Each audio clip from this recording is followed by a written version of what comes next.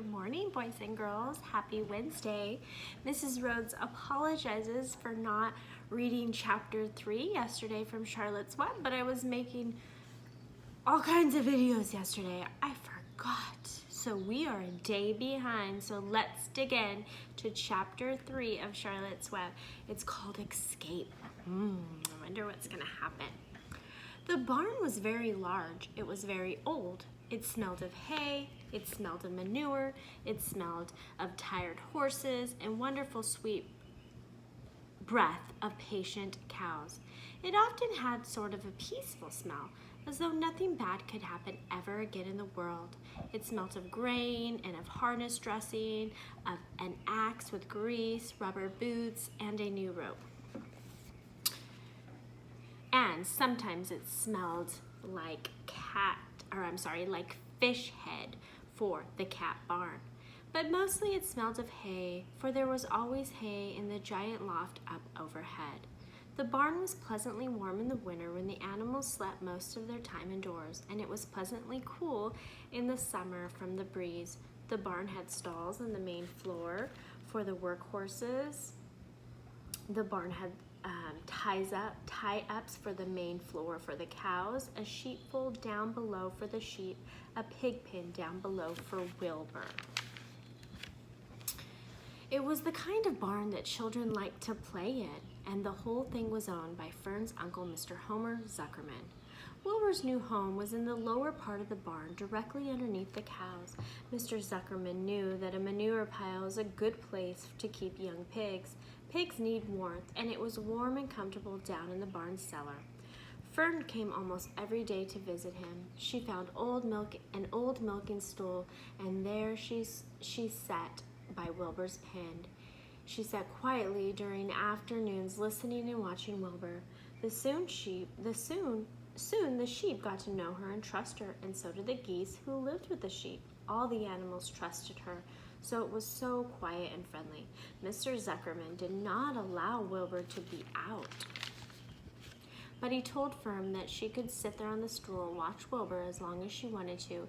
It made her happy to be near Wilbur. But he never had any fun. No walks, no rides, no swings. One afternoon in June, when Wilbur was almost 2 months old, he wandered into the small yard outside the barn.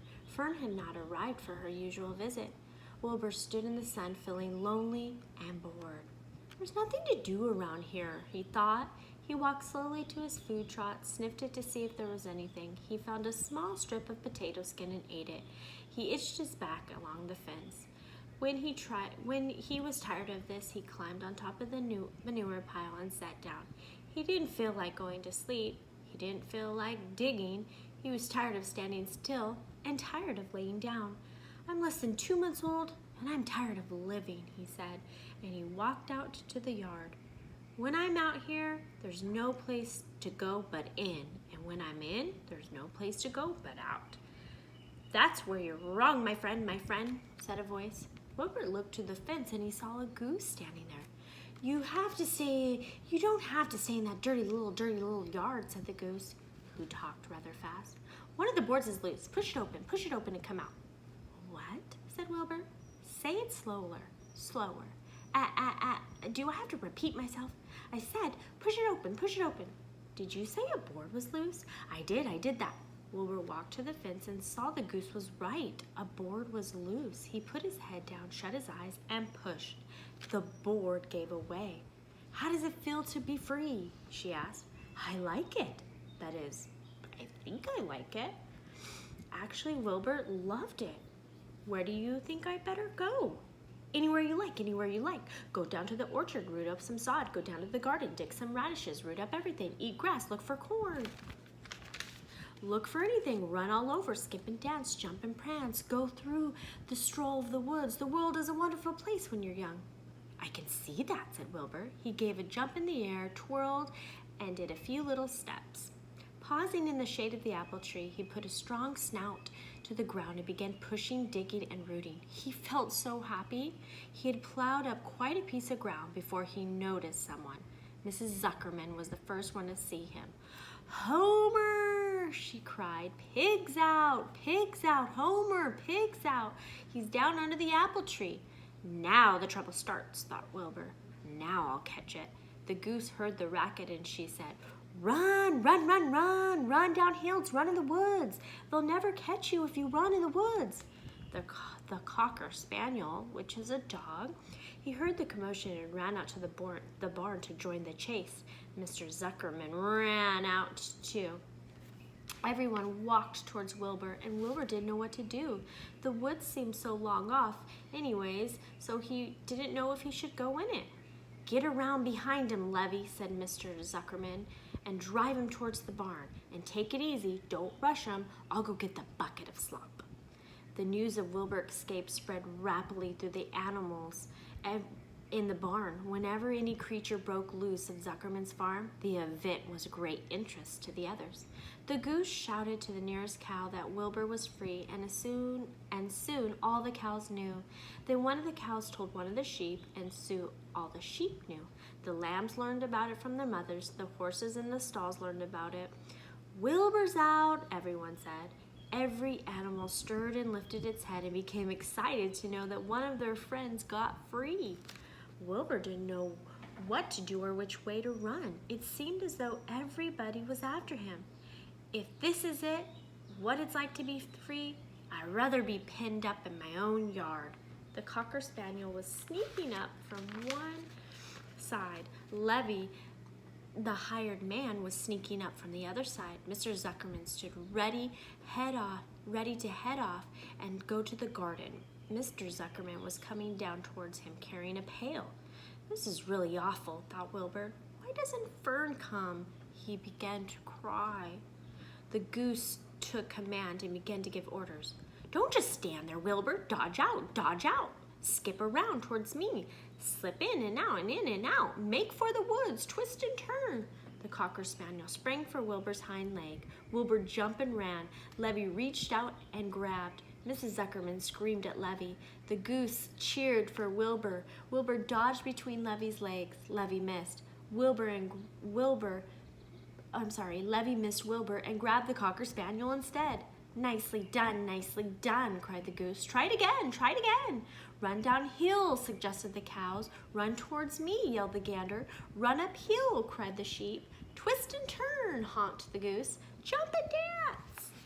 Look at this little sketch. Everyone's just trying to get Wilbur, but they can't.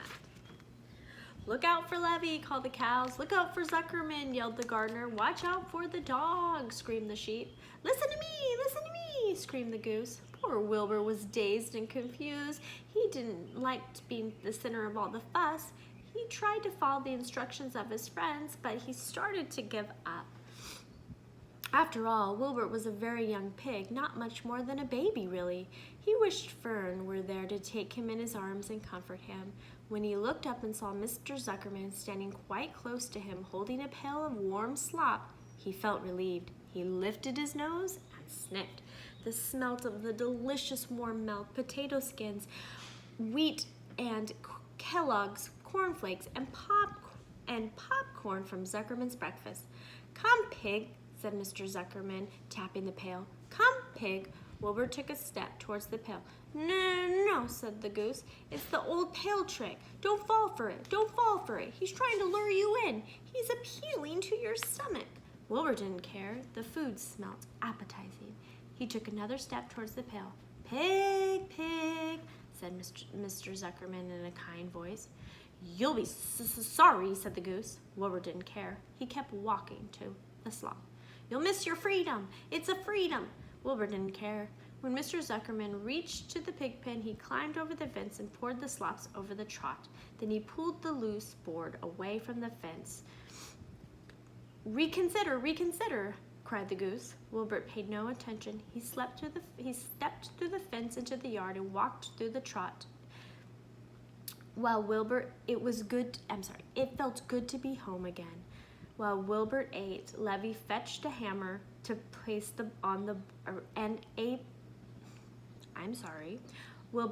Levy fetched a hammer and some 8 handy nails and nailed the board in place.